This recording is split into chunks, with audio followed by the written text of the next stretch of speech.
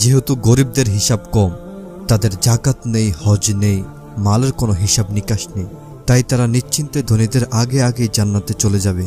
কিন্তু কতদিন আগে? এক বর্ণনা অনুসারে 40 বছর আগে।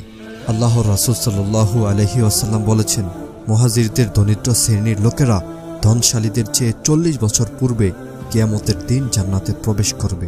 অন্য বর্ণনার মতে 500 বছর আগে।